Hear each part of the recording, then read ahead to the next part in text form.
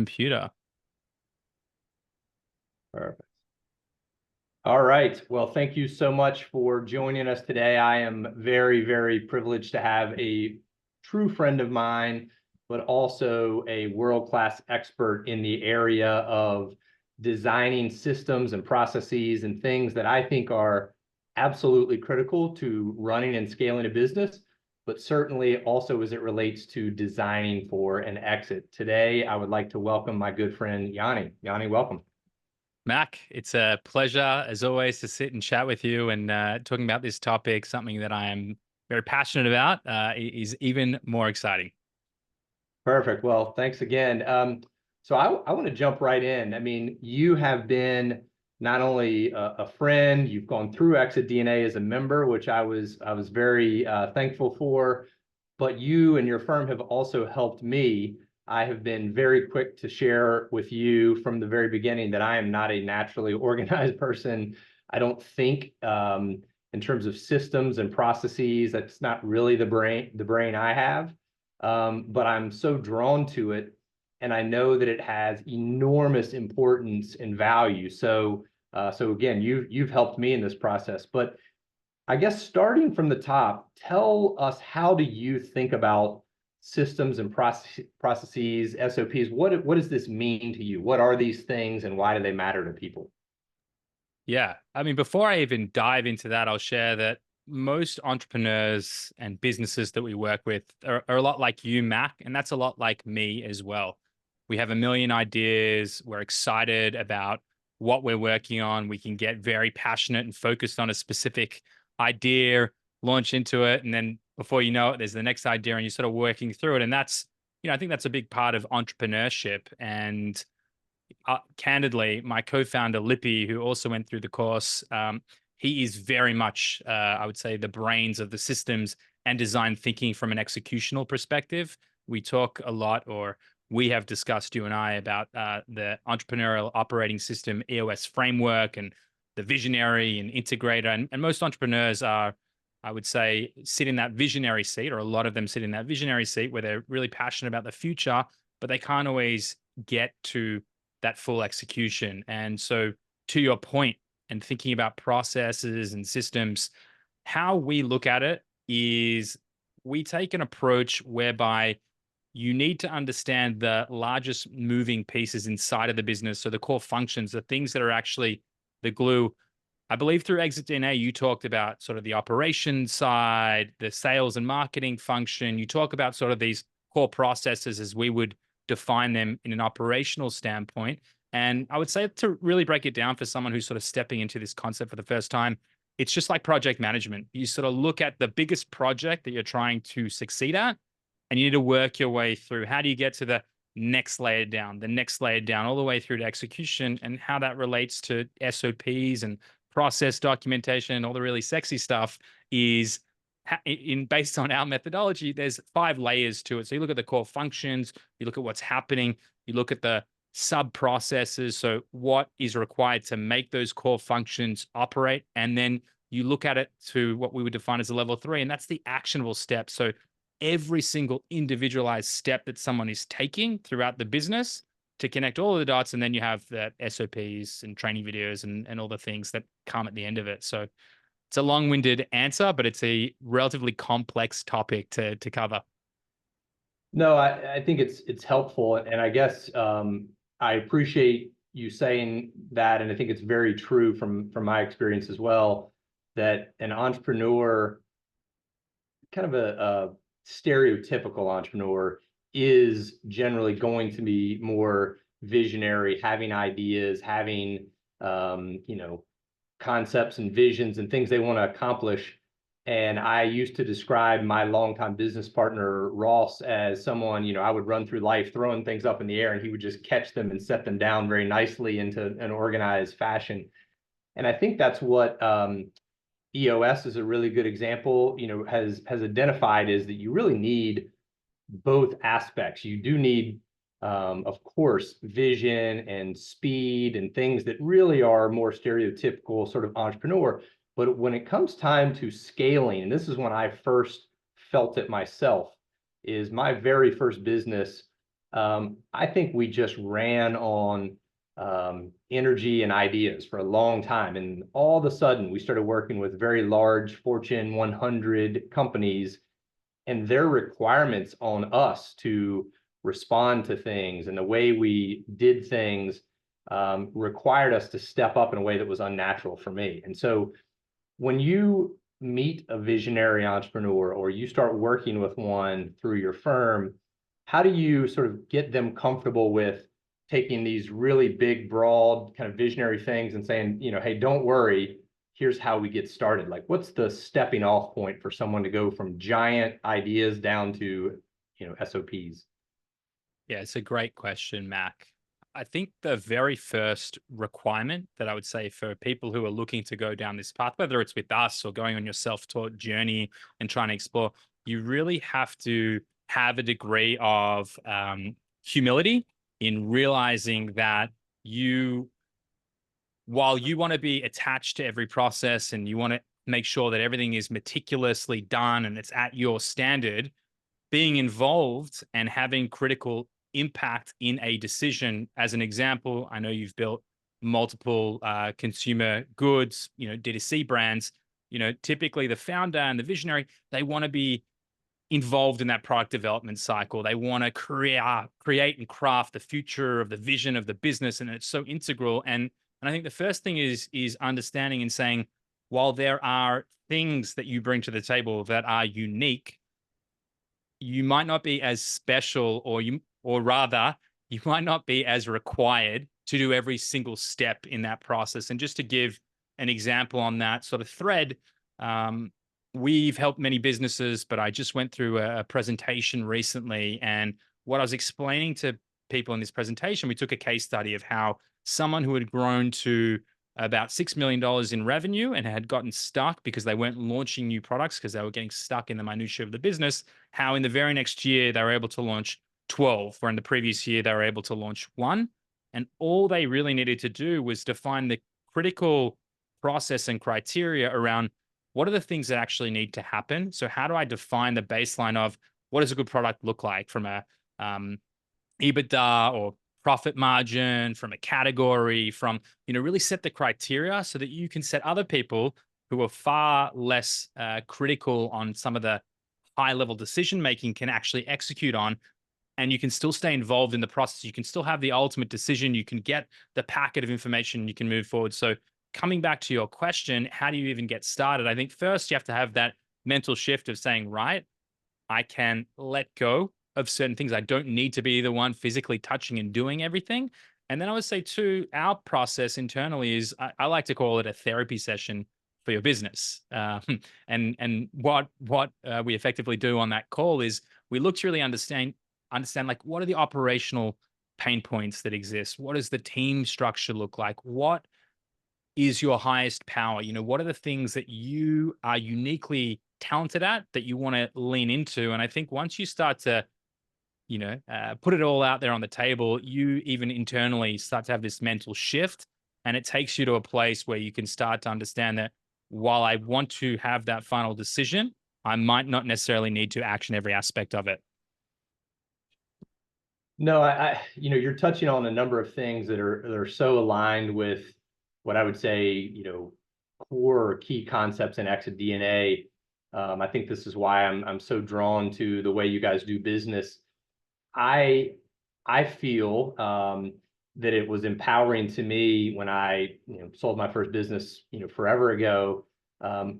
It validated the fact that not only could I not be involved in every critical decision, every product development process, every meeting, everything. As a matter of fact, that was a negative thing as it related to exit value, meaning nobody wants to buy a business where an entrepreneur or a founder is in the critical path, because that business does not scale. That business, we always jokingly say, getting hit by the beer truck or the milk truck, if something happens to you, the business doesn't run. And so you're basically taking that very high level concept that I feel strongly about, which is, as an entrepreneur, you have to get out of the day-to-day business, not entirely. You can get into the zone of genius or your unique abilities, as you described it, that's where you should spend your time. But if you're in those critical paths, it is absolutely preventing you from scaling and will hurt your exit value. So it should be very validating to people that, hey, I'm not only doing this because it's going to help my business, it's actually good for you to get out of the middle of it. That's your personal freedom. The more you're required, the less personal freedom you have. So hopefully everybody hearing this is thinking, okay, maybe it's uncomfortable.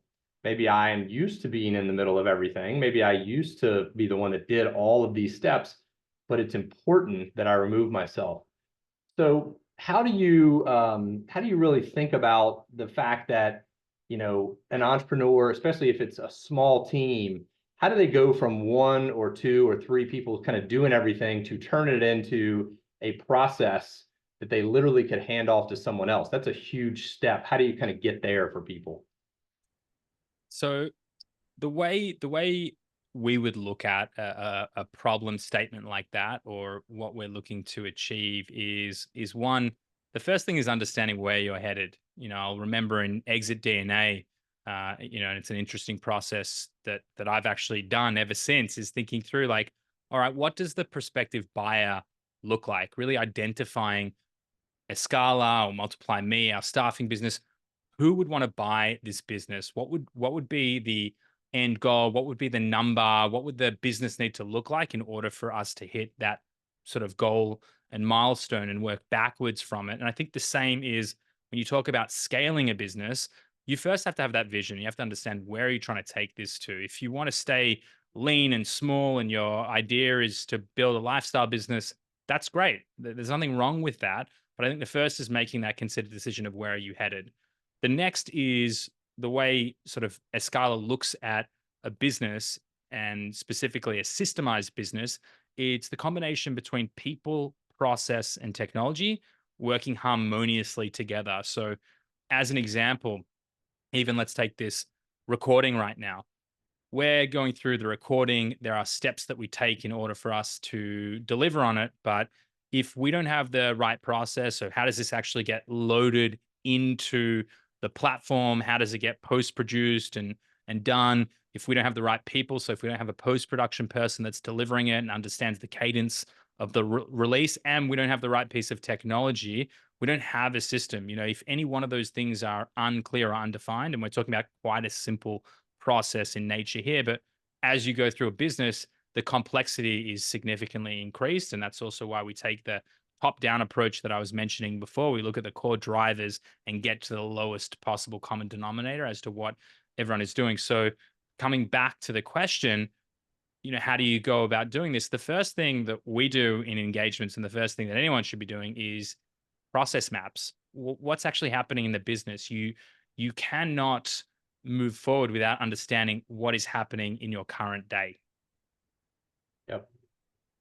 Yeah, I think, this is something I learned from you, and the example you just gave, I think, is a perfect one, because, I'm back in this position with Exit DNA, where I'm trying to, work with entrepreneurs, but I don't really want to build a big business. I want to work directly. I want to keep myself in the position of teaching, working with entrepreneurs, and not, building a big machine around Exit DNA. But there are a lot of things that are processes, and this is a perfect example. Post recording, what I used to do is I used to, end the call, and then I personally would go into Zoom, and then I would move the video over to Vimeo, and there was basically a series of things I was doing.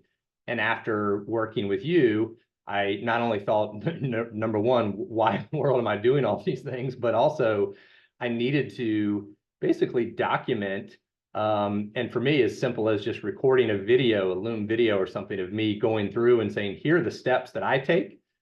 So now I can hand that off to someone, and that can become a process. It can become an SOP that every time a podcast or an expert session like this ends, a series of things should immediately start happening. But before, it was always waiting on me to take action, go through the steps. And I always would convince myself, well, it's not a lot of work and it doesn't take me long. And so why do I need to have someone else do it? And then, after working with you, I realized that is an entire process. And even if I can do it or choose to continue doing it, I still need to document it. I still need to have a process, because ultimately someone needs to be able to take over. I can still make the decision to pass it off to someone or not, but it has to be documented. So do you recommend to business owners, I mean, starting at the highest level, but should they think of almost everything in their business as it needs a process? The short answer is yes.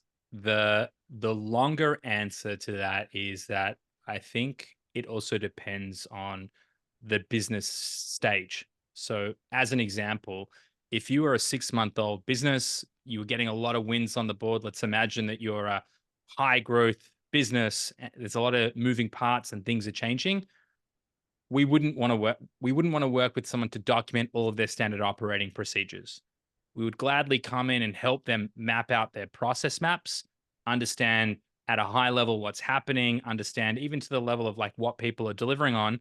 But it wouldn't make sense at that point to get to the nitty gritty standard operating procedures of do this, then do this, then do this, because the probability is that that will shift quite rapidly. So I would say one, the stage of your business is a determining factor, how old and how mature it is. I would say two, the complexity as well. If it's really, really simple, then you can have really simple SOPs. But the coming back to the short answer of yes, if your example, if you get hit by the milkman, or you get hit by a bus, I like to use if one of your employees won the lotto or the lottery the next day and they don't come back. I'm trying to put a positive spin on it, but but ultimately, if anything bad should happen or good, what happens to your business? That's really what you've got to ask yourself. What happens? Is someone in your business holding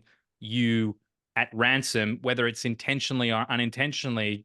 To give an example, if you've got a really strong salesperson that's absolutely crushing it, big component of your growth, has all the networks and has all the relationships, and is in their email doing whatever wizardry they're doing to achieve these goals, have the visibility on it, that is a huge risk to your business. And that can be in other functions, product development, can be in whatever it is, right?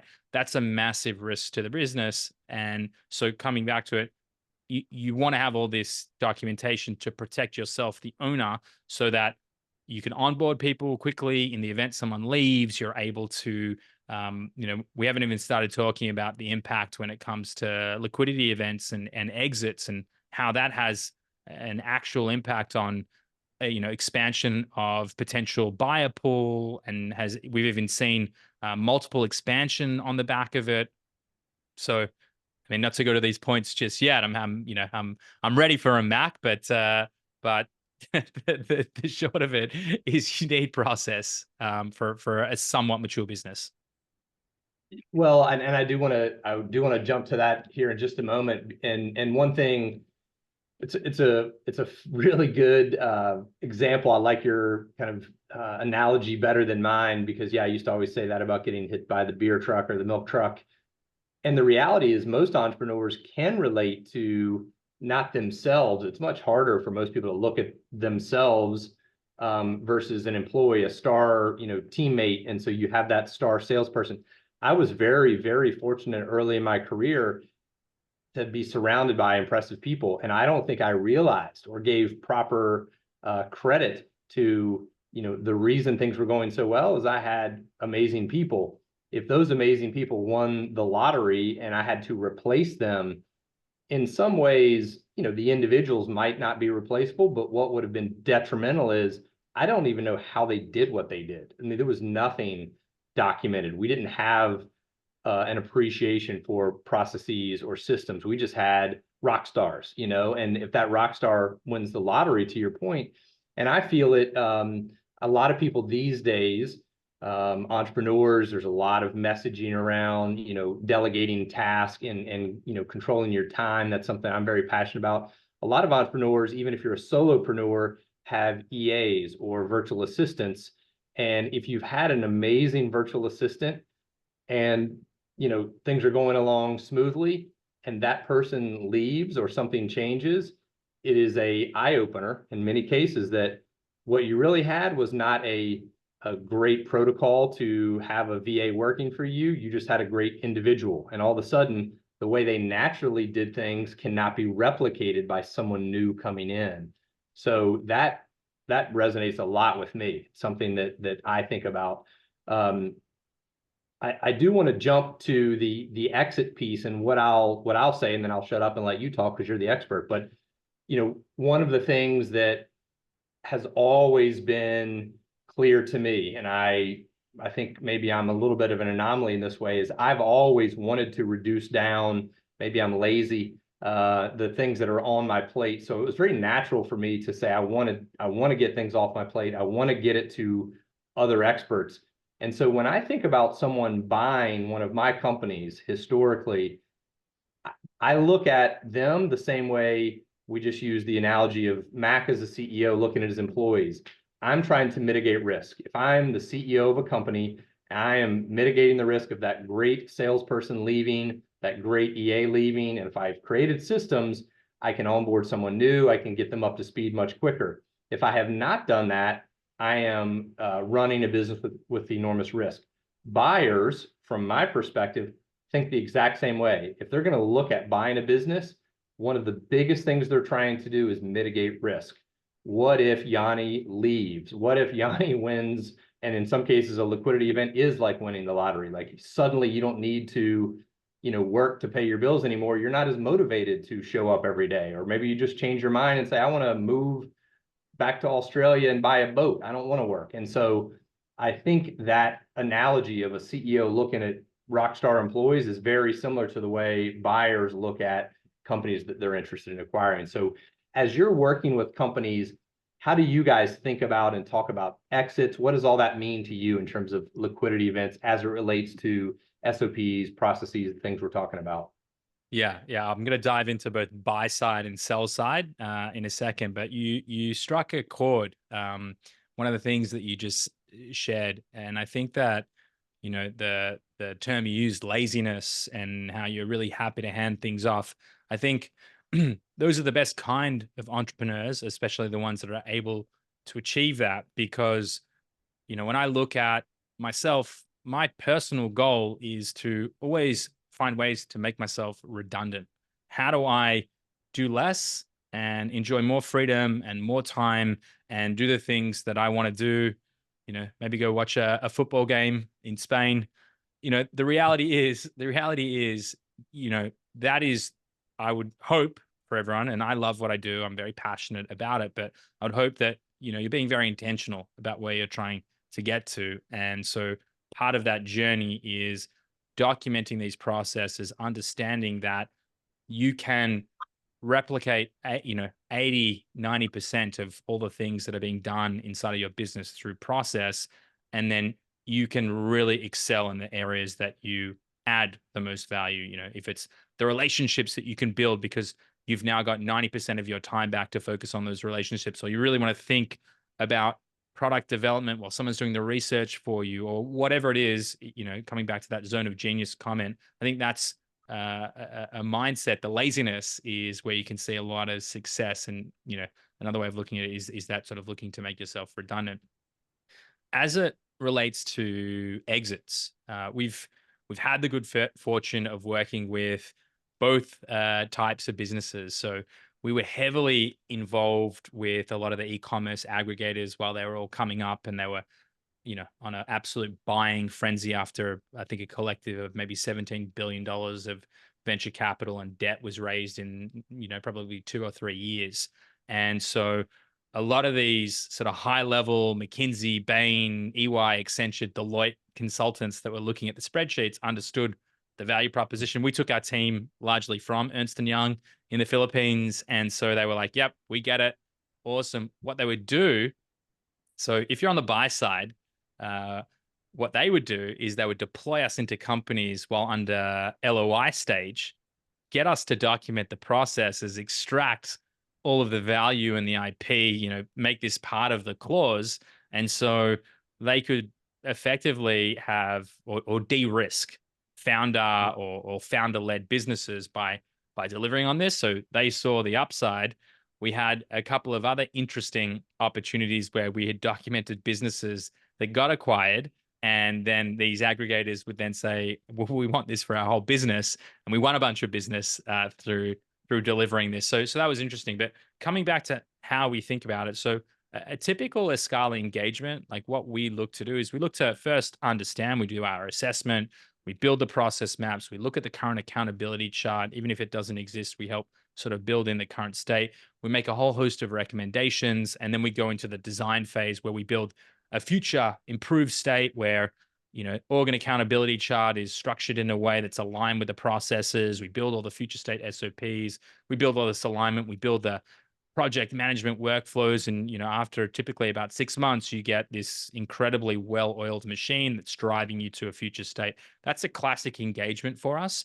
When it comes to businesses that are looking to exit, it's a little bit different because let's say your timeline, and Mac will be the expert here to tell you better than I will, but you're not trying to wrap your business up in 3 months before you sell. The whole notion, and one of the big things I take away from Exit DNA is you always want to be exit ready at any point in time. You want to have your war room ready, all your historic, all your financials, every bit of information around your business, from process to finance to vision, direction. Are you hitting your performance goals? Are you setting them? All the things that need to be true.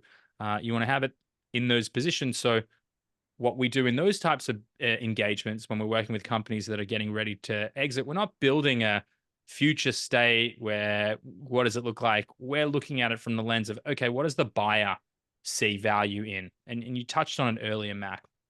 They're not buying you, they're buying the business. And in order for them to buy the business, they need all the processes, they need all the SOPs. They need to know that if you have your liquidity event and you effectively win the lotto, that they can, lock you in for the 12, 18, 36, depending on how big how big we're talking about in terms of an exit, how long the clause might be or what that is. Mac's probably a good guy to help you reduce that down. But these are the types of things where it actually enables you to walk away from the business earlier or have less of an attachment because you're holding so much of the IP inside of your mind and inside of key employees' minds. And also, not all deals are clean cut or cash on close. There's a lot of that upside, 12, 18, 24 months on. And so ensuring that you are providing all this high value process and insight. And even if some of your employees leave, it becomes plug and play to bring someone in and actually ensure that you're going to maximize, the full term of what that event looks like. So slightly different approach when we're talking about exit. We don't need to do, let's say, as big an engagement, or you don't need to approach it where you're trying to build for this future vision, because, when you also look at it from the lens of the buyer, and I think this is where it becomes interesting as well. They want to know that there's growth and there's opportunity. You don't want to have the most perfect business whereby they're like, okay, it's reached its maximum value. I'm not going to pay a 3, 4, 5, 8, whatever multiple on it if I can't continue to get it higher. So, there's that sort of push pull of getting it to a stage where they see opportunities. You could even potentially, and I would deflect to you, Mac, and asking the question, but you could even potentially say, here's some of the opportunities that we've identified that we haven't actually executed on, and here's a gift for you to take your baby, because at the end of the day, you've created this business, you want to see it succeed. I've seen it many, many times where you have people selling their businesses, wanting to see that it succeeds, particularly with these aggregators, but they're such big machines that it's very hard to even give them the resources and the insights to say, here's how you grow it, here's how you continue to grow it. So there's a lot of words for you, Mac. Oh, that's incredibly helpful. And one of the things that has really probably been a driver of the way I think and I sort of have done things is my very first exit was into a roll-up, and not unlike aggregators. This was obviously a long time ago, kind of Web 1.0. A group did, I think it was 28 acquisitions, put it together, took it public. And in so many ways, it was this amazing aggregation of human capital. I mean, so many impressive founders that had built businesses that were acquired. And what I don't think they anticipated is, like myself, literally the day after the IPO, I resigned. And they had 28 plus, because a lot of our businesses had multiple co-founders.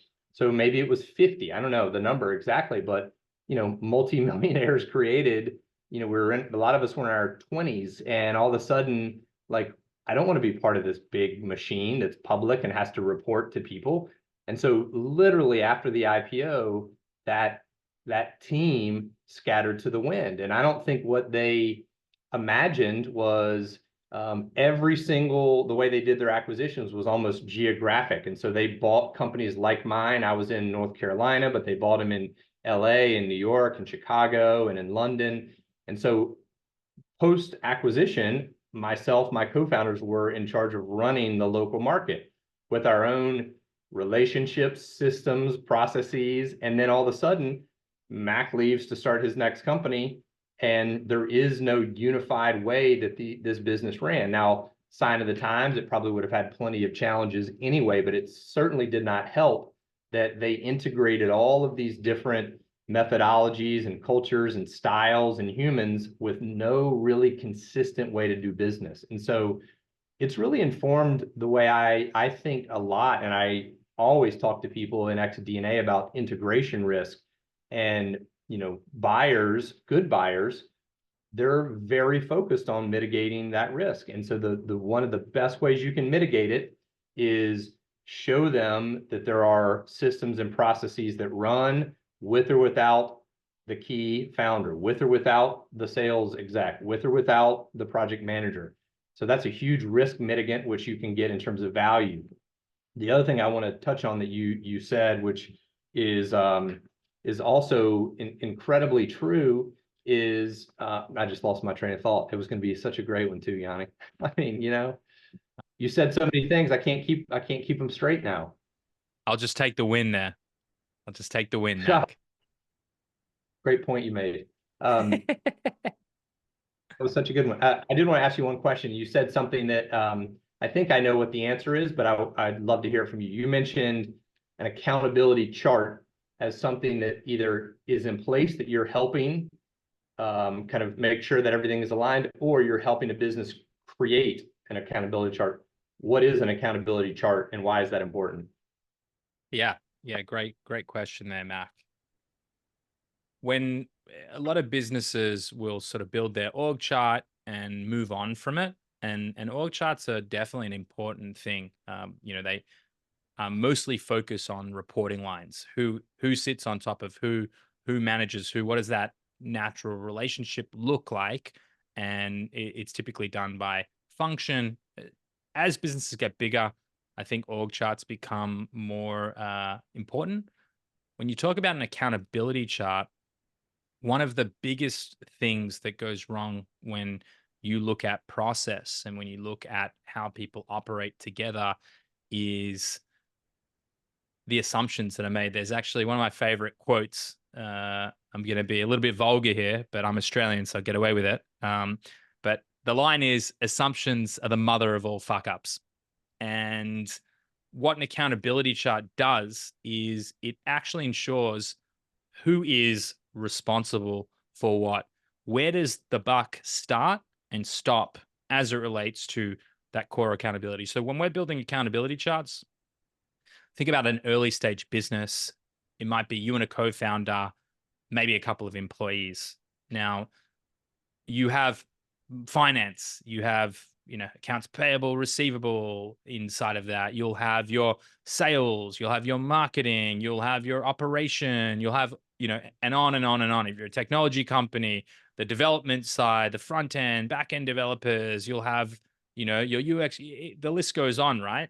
But when you're an early stage and you're wearing many, many hats, and I would say most early stage founders are guilty of it, the key distinction is understanding who is accountable for what. So you can still be consulted, You can still be informed, you can still be involved in process, but you need to understand who is actually accountable. So how we approach doing this work, and we've done it internally.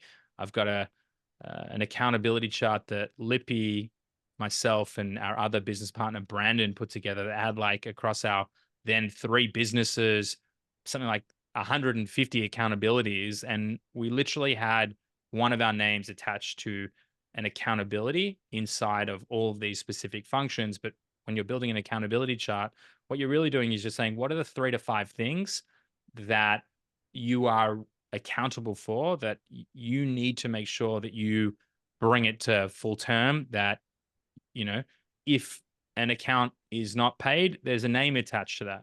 It's not to get someone in trouble, it's to it's to create clarity. Another good line. I got a few up my sleeve. This one's by Esther Perel, so it'll be a much more subtle. But she has a line where she said, "To be unclear is to be unkind," and so bringing that clarity for yourself, for your team, it sets you all free and helps you operate in a much more just a much more holistic and unified way. And so that is, in my mind, the definition of an accountability chart. And it's something just like process that is forever changing. And it's something that you always need to review. I would say that we're going through interesting evolutions in our business. We have a team of about 100 people internally. We're running multiple companies at the same time. Things are rapidly shifting in the landscape, and it's much harder as you get larger to move quickly. But like even between us as founders, we'll sit and have conversations around, well, are we all in the best seats? Have we been elevated to the right positions? Are there shifts in our accountability that might make sense to actually play to our strengths? And so just sharing that this is something that is dynamic and something that you don't sort of set it and forget it, just like process. I love talking to you. I'm taking notes, even though we've met and talked many times. I mean, you're saying yeah, so many things that resonate with me. I did remember what I was going to say. One of the comments you made, which is so important, is when you are documenting things and thinking about process and future growth and vision, the buyer needs to believe there's a lot of future left. I mean, nobody wants to buy a business that's kind of at max value. And one of the things that I have done, I think, reasonably well is it's very easy to become, humble and self-deprecating when you're talking to buyers whose egos are your best friend as a seller. You can always say, gosh, Yoni, I've only been able to get this business to this level, but imagine with you and your team what you're going to be able to do with this. And I've got a few things here that I've already documented that we haven't even been able to take advantage of yet, but you will. You're basically handing them growth on a silver platter. So I really think that's a key point, which is it's okay that your business isn't 100% dialed in, because if it is, maybe they don't see all the growth potential. So it's good to show that you have a well-organized, well-documented, process-driven business, but there's still lots of growth ahead. So anyway, that was something you said that I completely agree with. One other other thing on that, Mac, I touched on it before, but what we've noticed working with a number of investment banks and brokers looking to take these businesses to market, and actually mutual friend of ours, Chris Schifferling at GW Partners, we're looking to do a project with them right now in a company that they're about to take to market in probably 5-6 months from here. It's the appeal of buyer pool expansion. So they know when they're having these conversations that they can drop a little carrot to more businesses in saying, hey, like, this is what's happening. This is the process you want to, when you're going through the DD process, you have the ability to show them pieces of the puzzle and understand that this is a really well-oiled machine. This isn't something that is, founder dependent on performance. And so, we've seen, as a side note, we've seen success working with businesses, even though they're smaller projects for us, because it's not sort of how do we build the future state. It's a really exciting thing. And I think one of the important things for people looking to sell, it's an add back as well. So it doesn't really have, it doesn't really have a massive implication on you as the business owner. It's sort of net just super positive, and something that again, I've come on this journey. Before Exit DNA, I was not really well versed in the world. I was sort of like, what are these investment banks? And oh yeah, like I've heard of, I know brokers. Going back probably 4 or 5 years now, and going through Exit DNA really sort of opened my eyes, and then we really delved into that world and understood sort of, I guess, what you had likely seen in what we were doing. We didn't quite understand the value proposition to its potential at that point. Well, one of the things that Robert Taylor, who's one of our investment banking partners, and I were talking about, this has probably been 6 months ago, and we were talking about EOS, and some people are familiar with EOS and haven't used it. Some people are absolutely like up to their neck deep in running EOS businesses. We have one of our experts, Dave Newell, who was a former EOS implementer that is doing, has his own kind of methodology that he uses in a similar fashion. But one of the common threads, without question, is we had multiple Exit DNA members close big transactions in the 23, 22 years, and a lot of them ran on EOS or similar.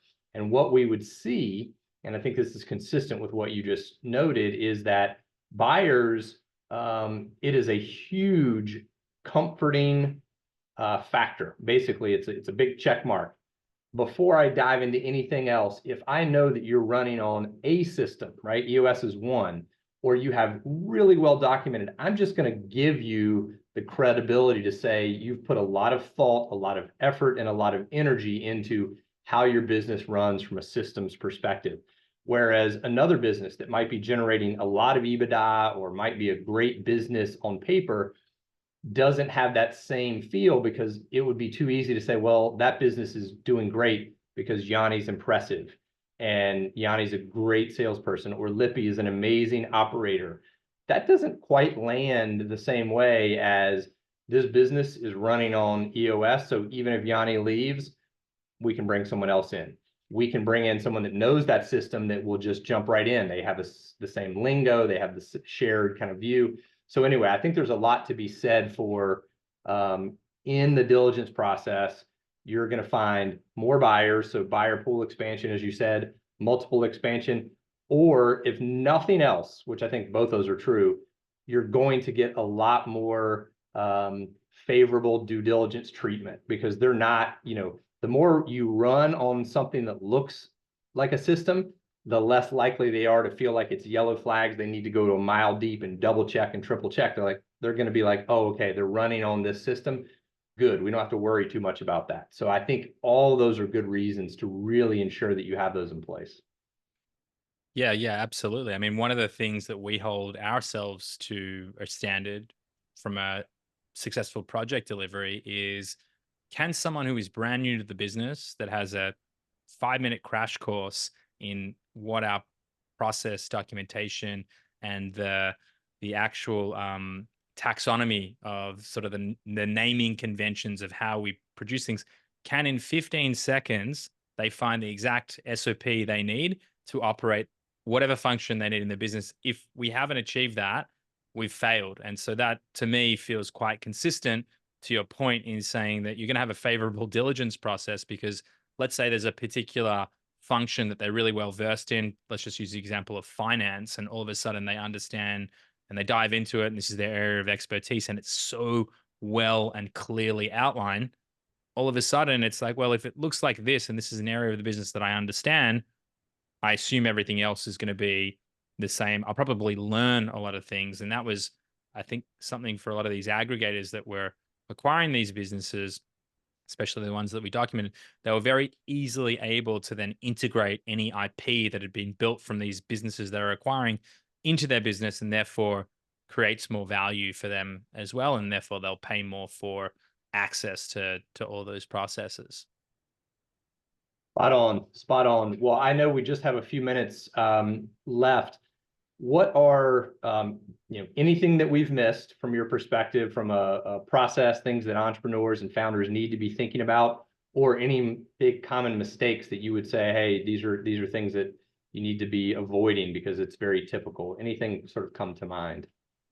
Yeah, I would say some of the common mistakes that exist, and we're all guilty of them. I'm not impervious to this stuff. I think I've made every mistake in the book. Is one, most people when they go through the process documentation, um, delivery, you'll have like your team build out a process, and it will be somewhat siloed. So go and document like your step by step, put it in a Google Doc. It doesn't really matter where you house it. I mean, it's nice when it's all beautiful, and there's platforms that you can use, but taking a bottom up approach. So having you document the process without understanding how that integrates with the larger business becomes quite problematic. As an example, if I'm trying to launch, I'm a D2C e-commerce business, I want to bring a new product to market, and I'm in the product launch team, there's so many other determining factors that exist around supply chain, logistics, manufacturing,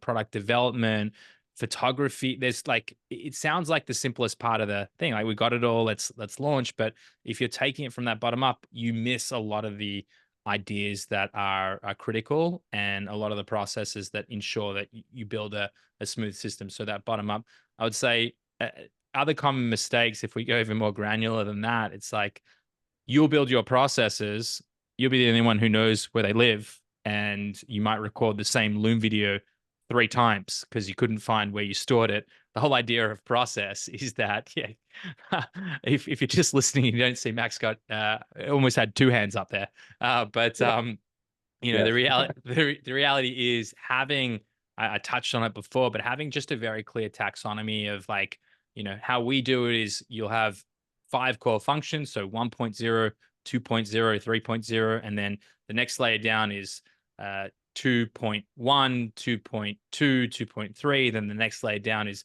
2.1.1, 2.1.2.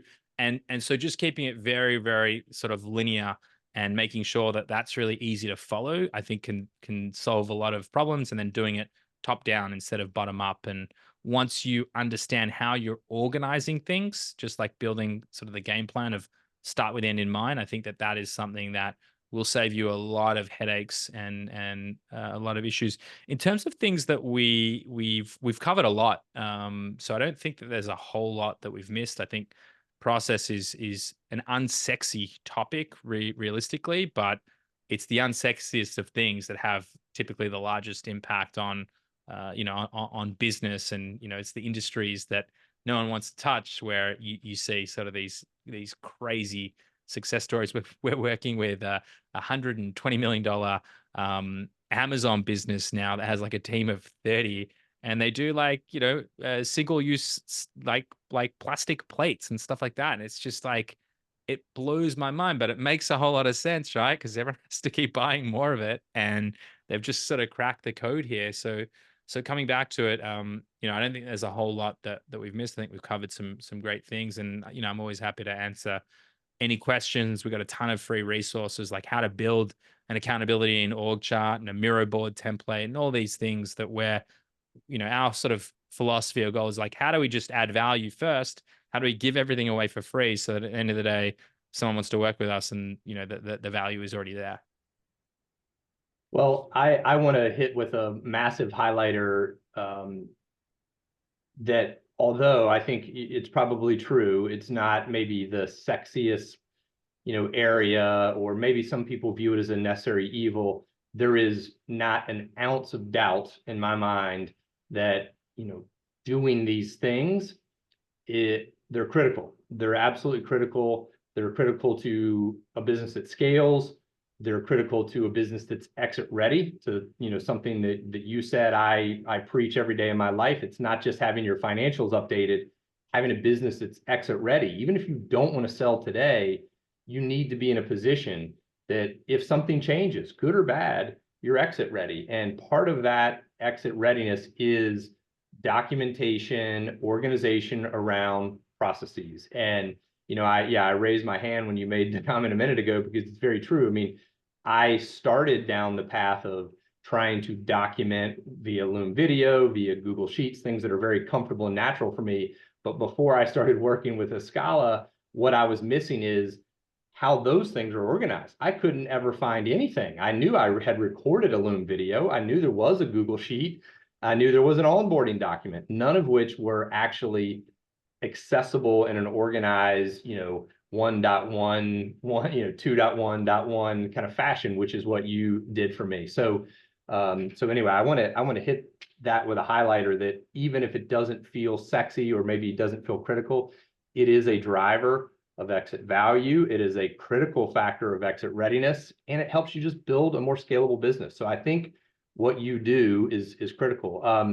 I will say to our members who will see this, Yoni has been incredibly gracious with me, with other members in terms of answering questions, providing free resources, helping, provide evaluations of what would it take to get from the business you're in today, your current state, to a business that is very well organized, documented with accountability charts and SOPs. And so I encourage everyone to reach out to Yoni, who is, again, a friend and an expert on the Exit DNA platform. So Yoni, thank you so much for your time and sharing your expertise with us today at Exit DNA.